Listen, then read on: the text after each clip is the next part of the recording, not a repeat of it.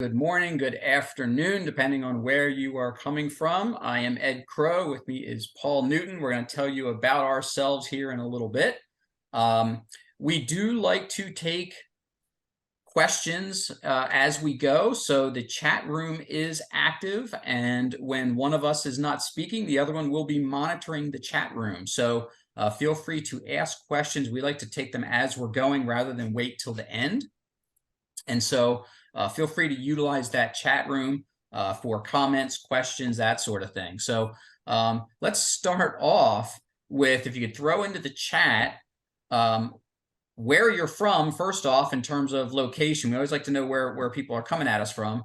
And also, what are you hoping to get out of knowing what a world-class employment brand looks like? So if you could throw that in there, and Paul's going to monitor that for us.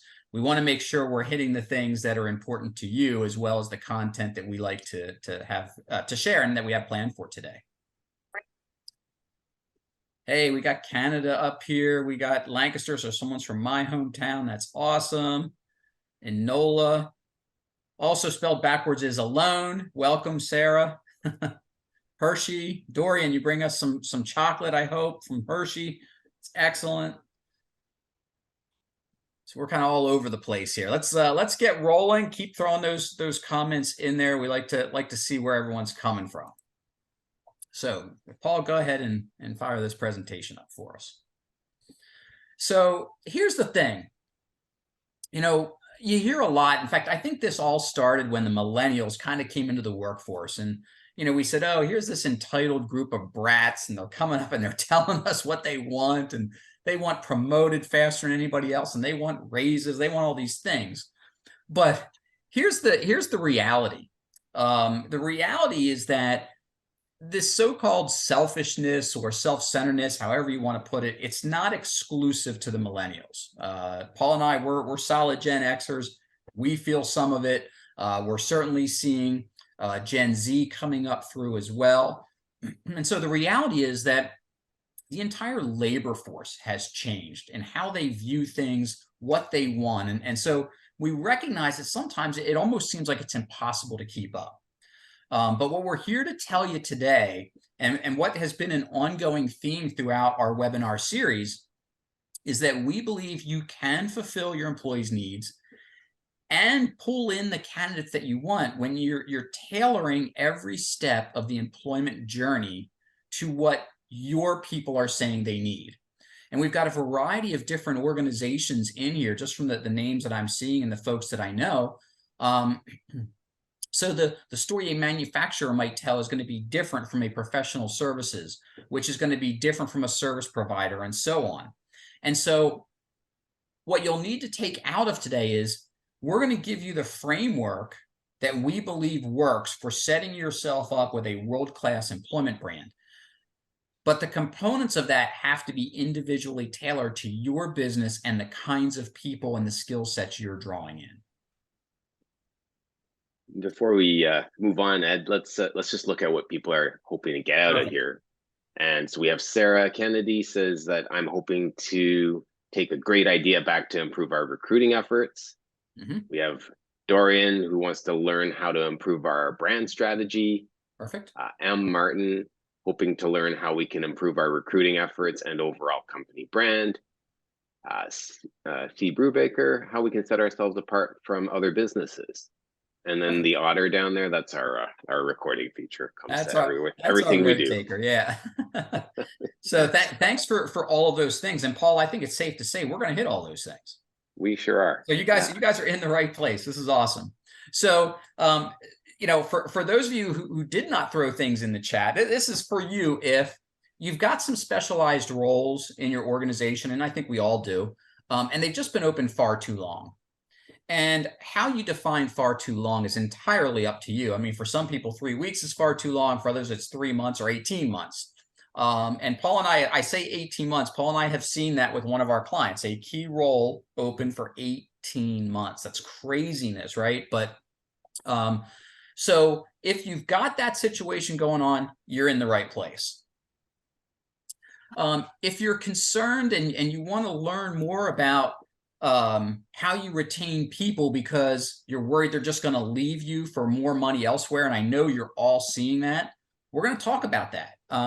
Yeah, money's a thing right now. We get it. We also know it's not the only thing. So what you're going to walk away with is, okay, how do we pull the complete package together? We can't necessarily get into a bidding war, and we certainly can't win every bidding war. And I'm not even convinced that it's in our best interest as an organization to get into a bidding war when it comes to retaining people. However, I also believe that it's about the entire package, and how we package that is what you're going to learn today. Finally, many of you said, hey, we want to stand out from the rest. That's excellent. That's what marketing does. You think about how you market your products and your services. It's all about helping your product or your service to stand out from other people that are doing things similar to you. And so we are going to look at a couple of examples. Paul found some great case studies for you that he's going to share on what some of the best companies are doing to attract and retain their skilled workers. And that's so key for us, right? Because we have to know what everyone else is doing, what's working for them and what's not working. Not so that we can replicate it necessarily, but so we can learn from it and decide whether it makes sense for us to replicate what they're doing. So why are we doing this webinar series? Well, hey, first off, it's free, gang. Some of you, I think, have been with us a couple of times now. We do this once a month. We started off by saying, you know what, we want to offer this stuff for free.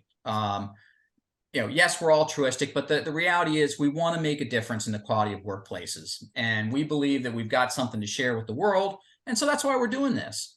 Because ultimately we want to see employers and their employees thrive. And I think that especially in today's environment, people crave thriving. They want that sense of belonging in their workplace. They want that sense of, I make a difference in my workplace. As employers, we want them to feel that. So, we think that our seminars each month have a little take on this. And so that's why we're doing it.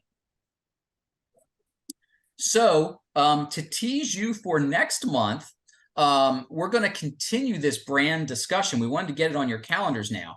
So today we're going to talk about the components of the brand and what you need to be working on. And then next month, we're going to talk about 2 promises you have to make regarding that brand. We're going to tease them a little bit this month, but we're going to take a deep dive into them on Wednesday, June 28th, a month from today. So put that on your calendars. And if you signed up for the entire series, you're set. Otherwise, you can go hit my website, edcrow.com/webinars, and you can sign up for next month as well. So here's what we're going to chat about. We're going to look at some of the real reasons employees leave, okay? And they're not all financial reasons. Yes, people are saying, oh, I'm getting 25 cents, a buck, whatever it is, more down the road. Okay, we know that's real. I'm also a believer, though, that people don't start looking because of financial reasons, unless they're already underpaid. There's always that potential, right? But I really believe that it's the other things that we've got to address that cause people to start looking, and then the money is what pushes them over the edge. Next up, we're going to look at the factors, the things that people do value more than money. And there are things for some people. So are some people motivated by greed? Absolutely. Is that a bad thing? Maybe not. Show me a salesperson who's not motivated by greed, and I'll show you a salesperson who's probably not performing. So I think there are definitely some roles where money is a motivator. But we're also going to look, as part of the employment brand, about 7 other things that we've got to stay focused on that really are going to drive motivation. And finally, we believe in taking action. And so every one of our webinars, if you've been in them before, we don't just talk theory. We're going to give you some steps that you can leave it at, an hour from now and say, yeah, I can start working on some of this stuff. This is actionable items. And so you're going to leave with things you can do and how you're addressing top talent that you're trying to recruit, and how you can address your top talent that you've got to stay and remain motivated and engaged. So real quick, why should you listen to us? Well, my name's Ed Crow. I know a lot of people in the seminar today. I really believe in making workplaces better. And I think a lot of that comes through our business and HR strategies. And so I like to think I'm sharing a little bit of my wisdom with folks on the things that I've seen working and not working with some of my clients in the last 20 years that I've worked with, because we can learn from each other. And whether we're a small mom and pop business up to a Fortune 500 multinational corporation or anything in between, we can always learn by what's going on. And that's what I love to share in these webinars. And so I think you'll enjoy some of the stories and the examples that I have for you. Guarantee you all 100% true. Paul, take it away. Great. So Ed's got the experience on the inside of businesses, corporations, and what have you.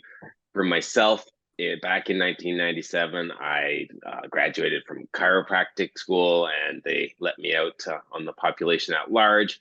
And being in the nation's capital up here in Canada, in Ottawa, I saw lots of people working in both the private sector and the public sector in government.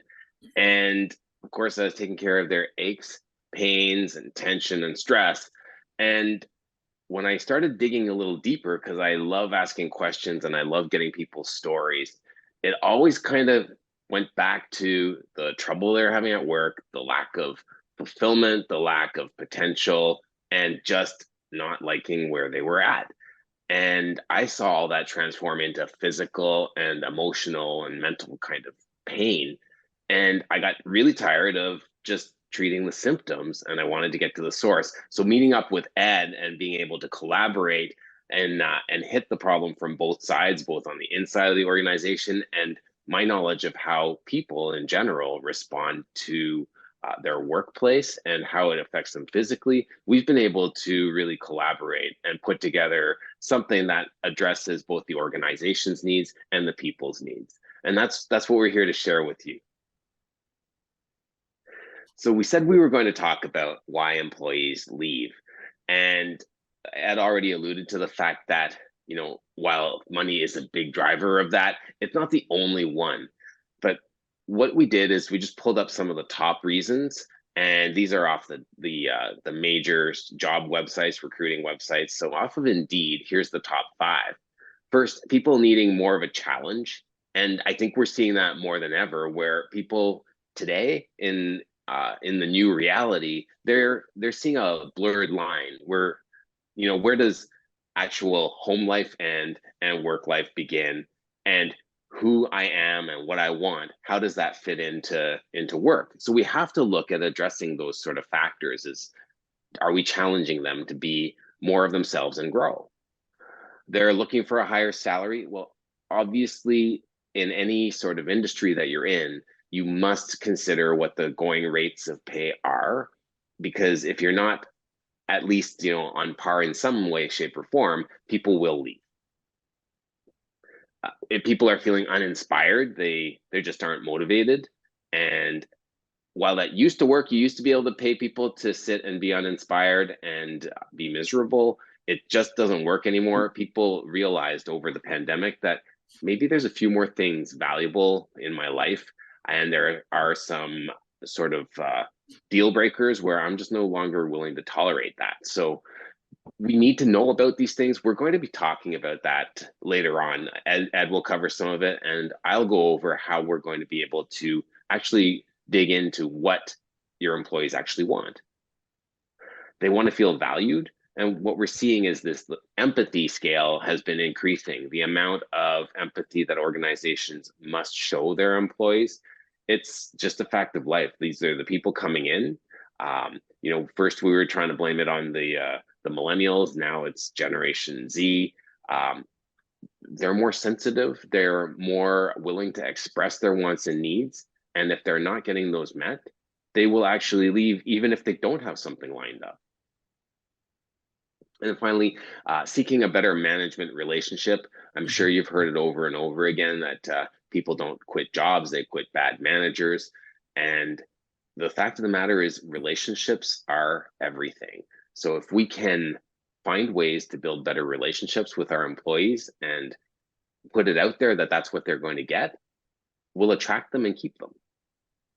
Now, if we go on to Monster, top one, insufficient pay, so no surprise. Lack of honesty, integrity, and ethics. These are all factors about the company culture and values and whether we're in integrity with them or not. We have Steve Brubaker, money and career development and growth, or equals growth, but yes, for sure, we have to look at how we're developing our people. Lack of trust in senior leaders, lack of life balance. That was also on the Indeed site. They had 16 different reasons. And unhealthy, undesirable culture. And what I've seen over and over again is that unhealthy culture or toxic workplaces turn into people's lack of well-being, sick, people taking time off. So a bad culture costs you money. Now, I told you that money, and Ed was alluding to the fact that money is not the only driver. And what I wanted to share is that last month we did a dive into how different companies are marketing their jobs and what the employment website, what their careers page look like. And one of the companies that we studied was HubSpot. The other one was what was that one, Ned? Was another Salesforce, right? And we looked at how they were marketing their jobs, and both of them had very high scores on Glassdoor, and people really liked working there. And so HubSpot is a place where, when I got to their careers page, I was quite blown away. They had their values, and not only did they have their values and their mission and vision, they did a presentation that you could go through to see what it was like to work there. They were really focused on the employee and their growth, and they had all of their values right down to a code. And they showed that they actually lived it. And what we're seeing here is through Glassdoor reviews and from the awards is that people actually like working there. And when you look at the reviews, people are saying great company overall, pros, great work culture. So that's an important thing, very supportive, good management. And then cons, of course, there's always cons. I don't know what that one means, but anyway, there's always pros and cons. We need to be willing to ask for feedback and see what we get. But the big thing here is that a 5-star review, one of the cons is that the pay is just okay. I believe it could be higher compared to other customer service roles out there. General salary between 75 to 87.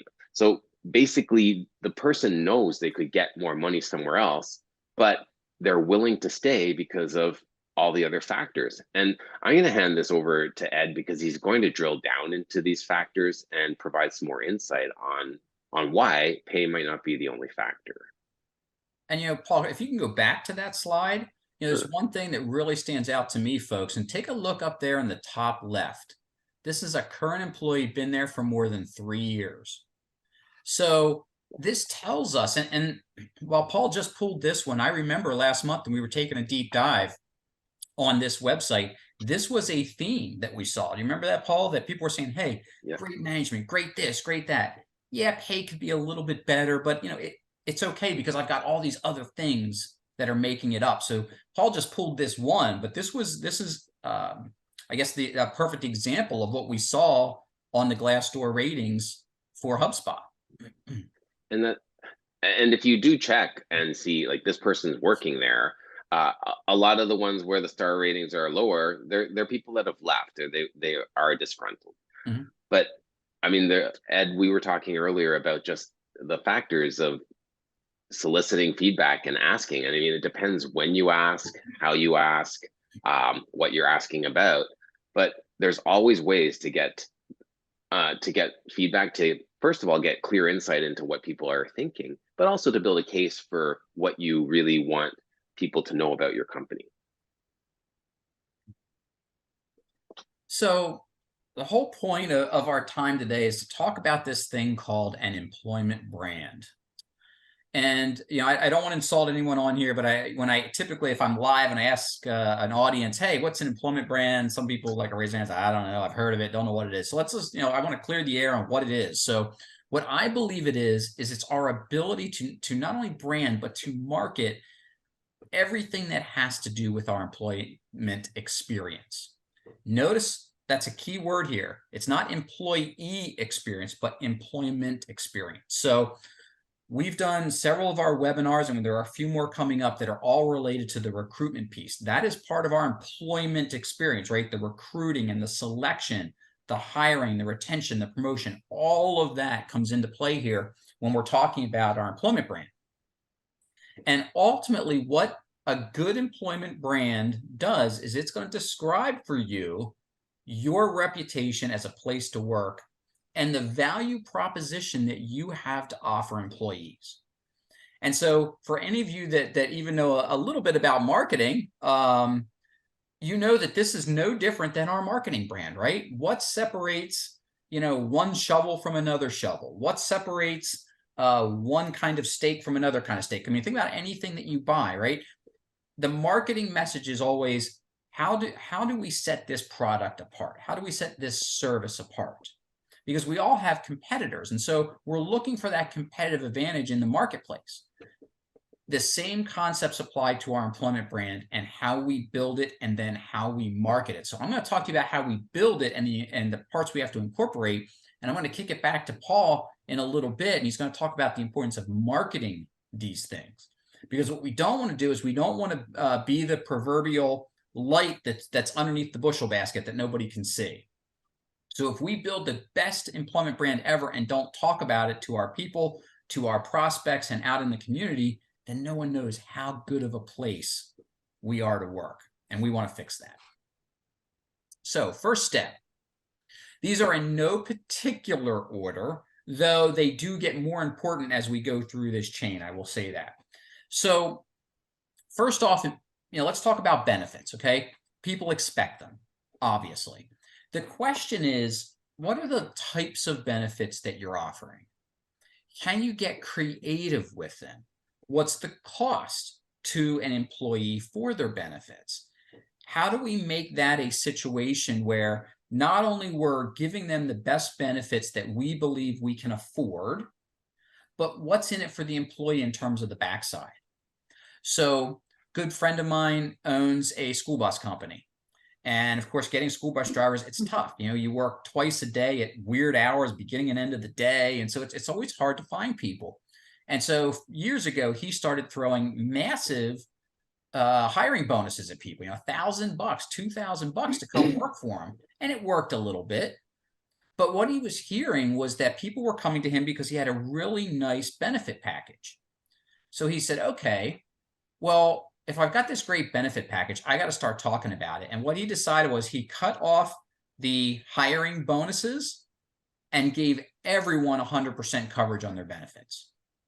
Now, did that solve all of his employment concerns? No, but they took a massive leap forward. When he crunched the numbers, it made sense for him. Some of you are probably sitting there going, holy crap, Ed, really? You're telling us we got to offer 100% covered employee benefits?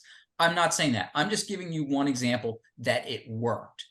And so what you're going to hear as we go through each of these items is, I just want you to keep an open mind about what is possible.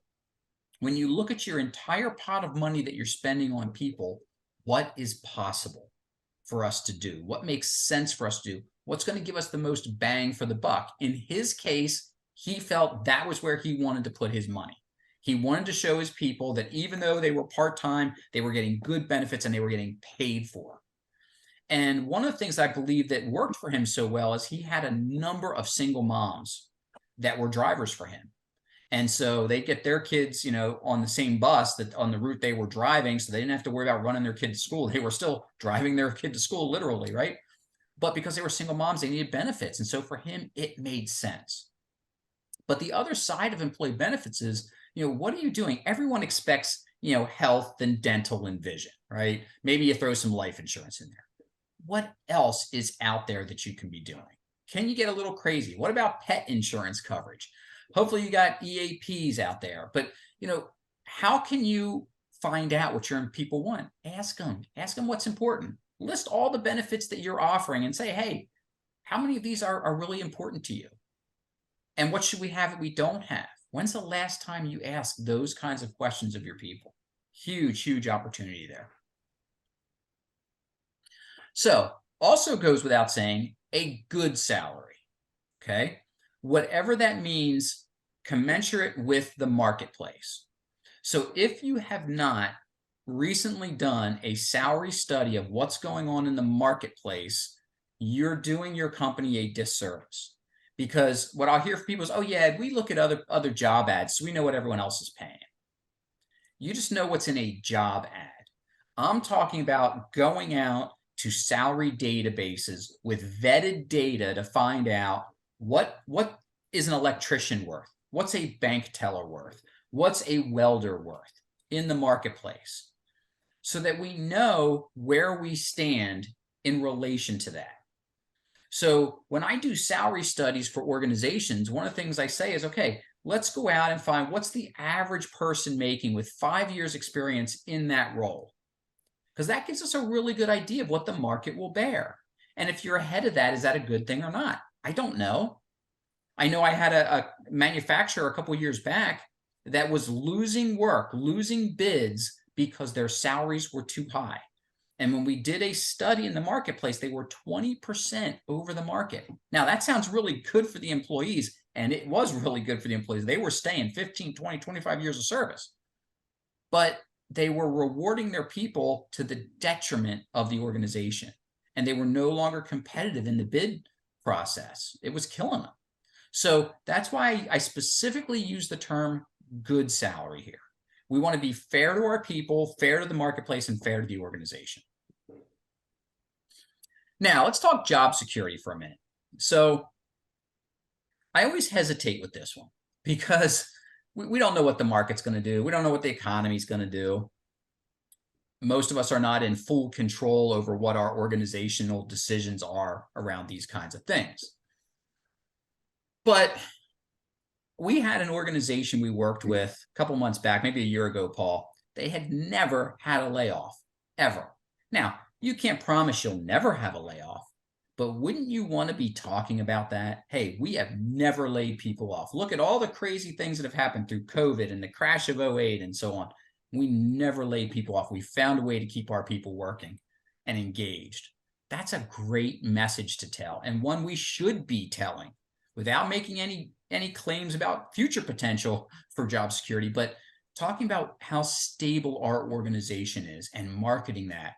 That's monster, because people, especially when you see a downturn in the economy like we're seeing right now, people start to think about these things. They start seeing all of the layoffs and things that are happening in the tech sector, and they wonder, could we be next? Well, we know the tech sector tends to get bloated during good times, so it's no surprising the cuts we're seeing in the tech sector right now. But are we telling our people, hey, we're in a good path. We're not looking to cut any jobs right now. Your job is secure. To what extent can we communicate that? And to the extent that we can, we should be doing it. Now, working conditions. So those of you that I know that are in the professional services world, you got this one aced. If you're talking about the physical work environment, you've probably got air conditioning, you got heat, you got carpeting, you got clean desks, all that stuff. Those of you that I know that are in manufacturing and machine shops are going, whoa, Ed, okay, so welding is dirty. Manufacturing in many cases can be dirty. We're in a factory that melts metal down and stuff. I mean, there are places to work that are dirty. I mean, Mike Rowe made an entire TV series out of dirty jobs, right? But when I think about working conditions, I think it's more than just the cleanliness of the workplace. And I think about what's the vibe. I know we're getting into culture a little bit, but what's the vibe when I come to work? So I was speaking a couple months back, I think it was February or March, to the Massachusetts Assisted Living Association. And we were talking about working conditions, and one lady raised her hand and she said, Ed, we don't have sexy work. I mean, being an LPN is not sexy. You're wiping people's behinds. And I said, I understand that. But when a person goes to get their LPN or their CNA certification, they know that's part of the job. It's what they're signing up for. They get it. A welder knows it's going to be dirty and hot work when they sign up to be a welder. We are not surprising them with these working conditions. So what we have to look at is, what can we control, even with the quote non-sexy jobs that we may have, that make sure that the working conditions are nice. So if we've got a dirty, hot factory environment, is the break room clean and air conditioned where people can go in and just get that moment? Do we need to do more things to make the working conditions more tolerable? And Sarah, she's an old compatriot from UPS days. I mean, when it gets hot, it's miserable in those trucks. Do they get popsicles? Do they get hot chocolate in the wintertime? What can we do to just make the sometimes unbearable conditions just a little bit better? That can go a long way with our employment brand. So, yeah, Sarah, you did get an Ed Crow shout out. Your lucky day. I'm glad I could put a smile on somebody's face today. What's up, Sarah? So, work-life fit. We used to hear it called work-life balance. I prefer fit. To me, balance means I work as hard as I play. I don't want that. I want to play a lot harder than I work, quite honestly. But the reality is, everybody wants something different out of this. And the reality is that someone who works maybe an office job may have a little more flexibility than someone on the floor. So here's what I want you to think about. There are two schools of thought to this. And actually, recently, if you follow Elon Musk at all, he made a bit of a stink on this, where he said something to the effect of, don't quote me, but it's almost immoral that we would allow some people to work from home when factory workers and such can't. I disagree 100%. I don't think this is a moral issue. I think the reality is, again, how do we put people into their joy and genius zones at work? If I am a welder, I know I've got to go to work. I can't work from home and weld. Okay. Again, I knew that when I signed up.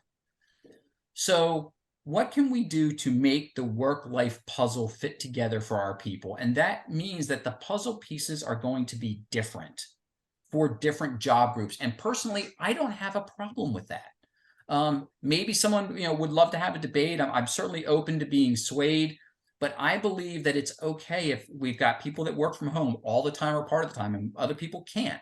Again, a receptionist can't work from home. If you've got an office and you're greeting people, can't work from home. Can't have a bank teller work from home, right? It doesn't work that way.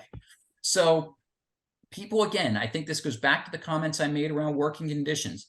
They get it. They understand what their role is in the organization and what their job entails. So how can we make things a little bit easier for them? I had a situation, I was doing a debrief with focus groups with an insurance company last year. And one guy said, Ed, I'm an account manager. I've got clients all over the country, so I often work late into the evening because of time zone differences. I asked my manager if I could start coming in at 9:30 so I could get my daughter on the bus, and I was told no. I said, what was the reason? And he said, well, the reason was because not everyone can do that, so you can't either. And I said, well, does everyone else who can't show up at 9:30 have to work past 5 Eastern? He says, no, many of them don't, but I do. I have a problem with that manager drawing those kinds of dark lines. So I think we need to be a lot more flexible in this work-life fit and what some people might need. Career development. So I think C. Brubaker, I think you mentioned that was one of the things that people have told you they've left for. Okay. Career development is probably one of the easiest things to get right on this screen so far, because all it involves is having an open discussion with that person about what they want out of their career and what we can do to help foster it. That may mean that they do have to leave for career development opportunities that we can't provide them. Personally, I think that's okay. I think we have to recognize that, and I've seen it, and many of you, I'm sure, have seen it, where someone says, hey, I'm butting up against the ceiling here. I've got to go outside the organization to get my next experience level, and then they come back into our organization. I've seen it time and time again, and I've seen it works well. So we've got to be able to give our people the development opportunities they crave, even at risk of potentially losing them. because either way, we're going to lose them. I would rather lose someone who walks out saying, man, they made this next opportunity happen for me. And they're walking out with a good taste in their mouth because now they're out in the marketplace talking about you. They're the ones putting 5-star reviews, even as a former employee on Glassdoor, saying, you know what, it was a great place to work. I maxed out, with my opportunities there, but it was phenomenal. I recommend this place to anybody. So when I see organizations that don't develop people because they don't have a next level for them to go to, they're really, really missing out on an opportunity for engagement. So now we're getting into the harder stuff. We start out with the easy stuff. We're getting into the harder stuff now. Next month, we're going to talk a lot about culture. And I think August, we're going to talk a lot about culture and how you transform it. Is your culture, first off, does it match up with the ethics of the organization and the values of the organization? And do our people even know what our values are? That's a deep question for us. If it's on the wall, it's on your website, that's great. But if I walked up to anyone in your organization and say, hey, what are the values of the organization? Would they know? Would they be able to say, yeah, we're all about this? The reason that that's so critical is we want to attract and retain people who are not only the best professional fit, but the best cultural fit, which means they have to share our values. So we want to market our values not only to the inside world that we're preaching, but to the outside world, so that we're talking about the kinds of things that they want to hear about. A couple months back, one of the case studies we did was on Patagonia. And if you want to see some cool stuff from a recruiting message standpoint, go look at their website, get on their employment site. It is amazing. So Patagonia, most of you know, they make outerwear, right? They want to recruit people who love the outdoors, who are climbing mountains and biking and hiking and doing all these wonderful things, and people that care about the environment, because that's part of what they're all about. So they talk about that as part of their culture and part of the vibe of who they are. And so they openly say they want to attract those types of folks into their organization. So not only does these three things, value, culture, ethics, have to be well defined, we have to be able to talk about them throughout the organization. And now we're back to, I said we're getting tougher and employee recognition would seem to be easy. But here's the thing. Do you really know what is going to motivate your people? And people, believe it or not, folks, I get asked all the time, what, how do I know? What? I don't. When's the last time you asked them? This is not hard. This is not rocket science. And we know we can't please everybody. But there are people who don't need just a pat on the back. They don't need to be told every day, hey, you're doing a good job. Thanks for showing up today. But they don't mind the big things. The, hey, you're at your 5th year anniversary. Congratulations, right? How are we recognizing people for a job well done? So often the old school thought was, every 5 years you get the pin or whatever and you have cake because it's your 5-year anniversary. To me, I'd rather celebrate and recognize the movers and shakers. Joe just sold, $1 million deal. Let's celebrate. Let's bring pizza in and celebrate $1 million deal. Congrats, Joe, right?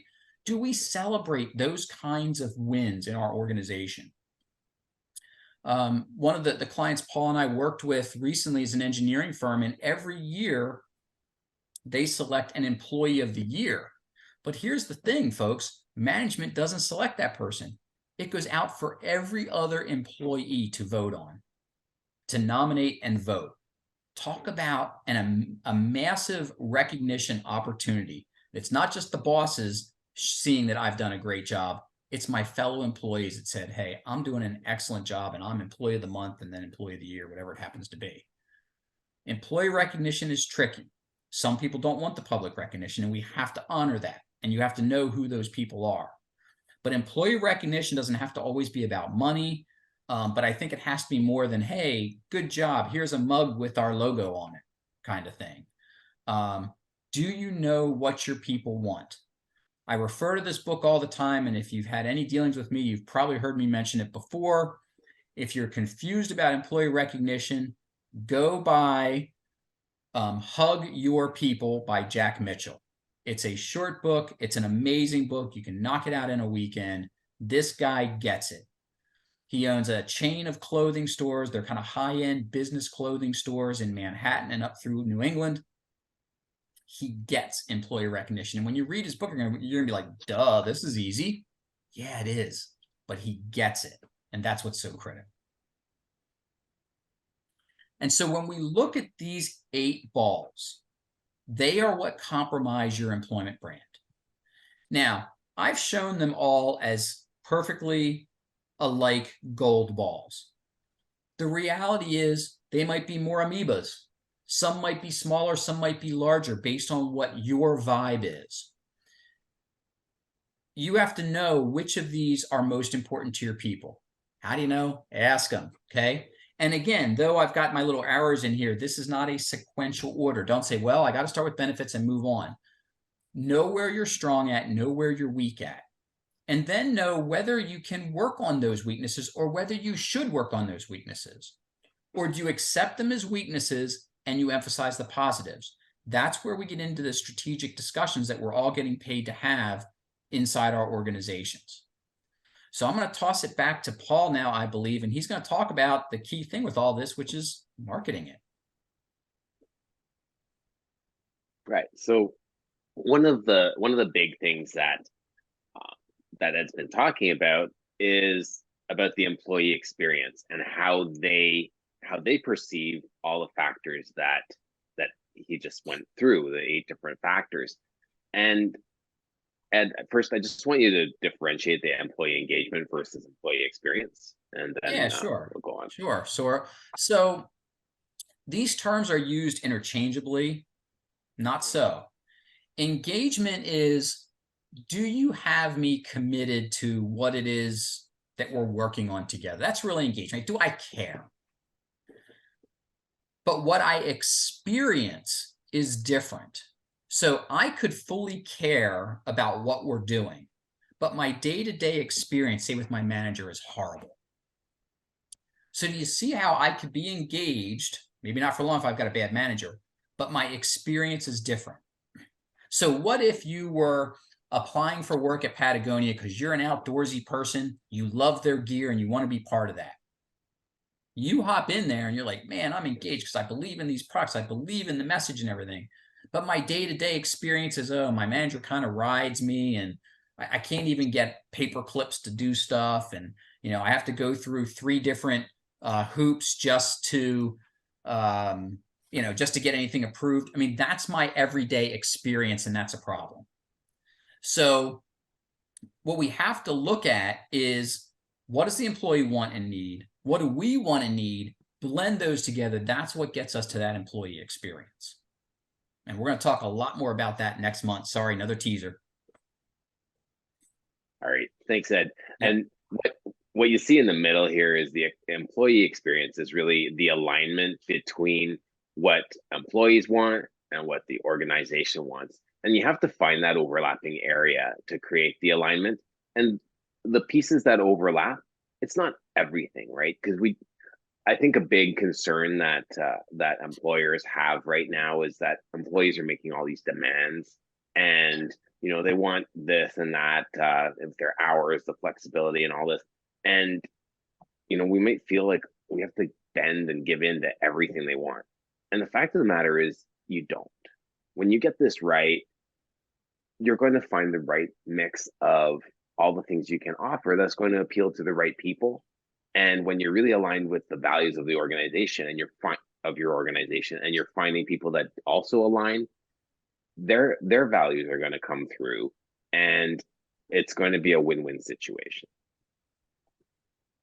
So your employment brand is really a combination of your culture and the employee experience put together and marketed in a way that creates this brand. So much the same way that you have a brand that you market to your customers, so they know what they're buying when they come and they either get service or products from you.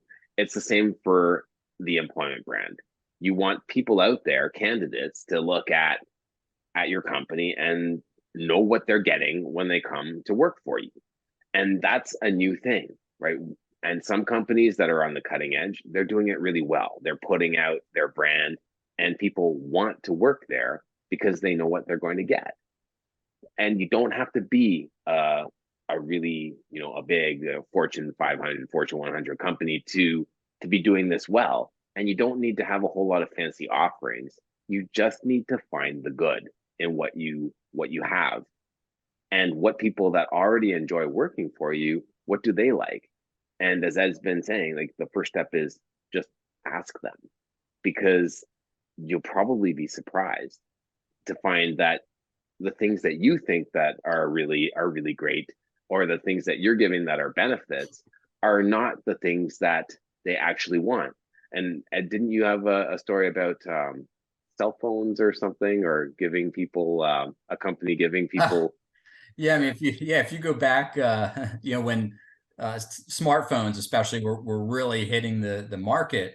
I was working with an accounting firm that was complaining that they couldn't get candidates in, and the reason, even though they were paying more than what the most graduates were, coming out of college were making, they were offering. And what they were hearing was that, oh yeah, well, we're going over here because we're getting smartphones as part of our package. And HR said that they don't understand that the money that we're paying them, they can go buy their own cell phone and still have money left over. I said, okay, but the market is telling you that they want smartphones. Give them the doggone smartphones, lower your pay a little bit so you're in line with the market, and they're going to be happy and you're saving money. Now, this was, I mean, I thought I was going to be thrown out of the boardroom, but HR went and did it. And guess what? All of a sudden the faucet turned back on again and they started saving money. It's not rocket science to give people what they want. It doesn't always cost us more. And I've got plenty of other examples, but in the interest of time, Paul, I'm going to let you keep rolling. Right. Yeah. And we can keep talking about this, but the employment brand is what you're putting out there to the people you want to attract. And it doesn't have to make sense, right? Like when you're sitting on this side of the desk and you're going, yeah, but I mean, they're getting more money than they get anywhere else. And they should just see like all these things add up.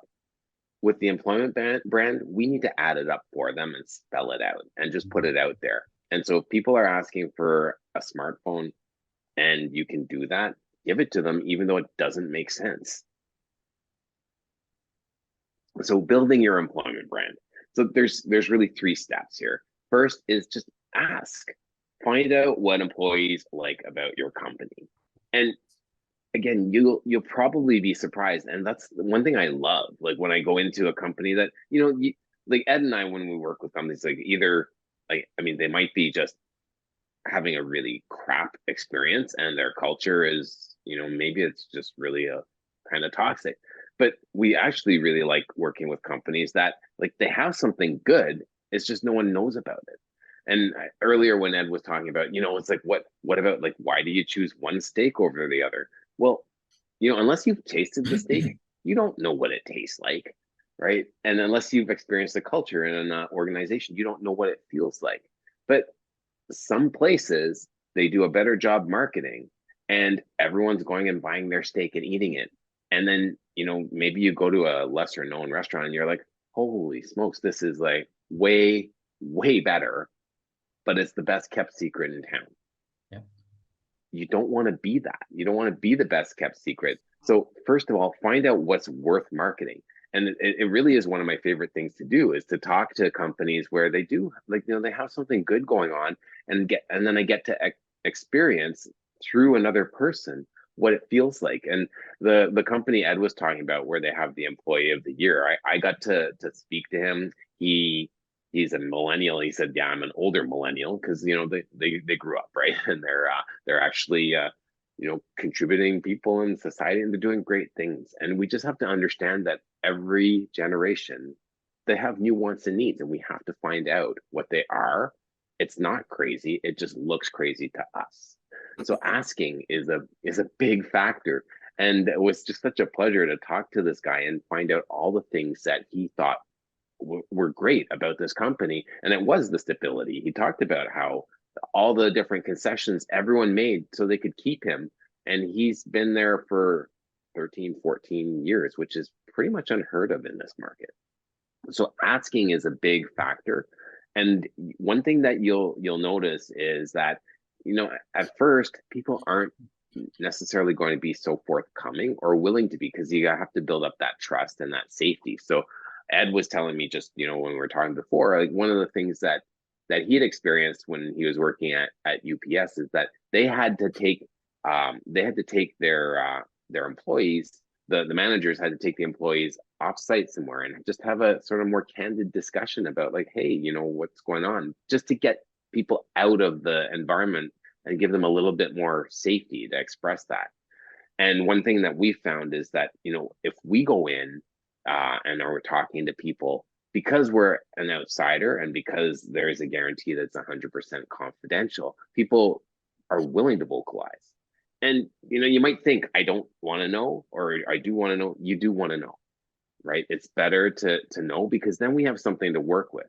So once you ask and you find out what your employees like about your company, then start highlighting things. Feature the aspects that your employees like best.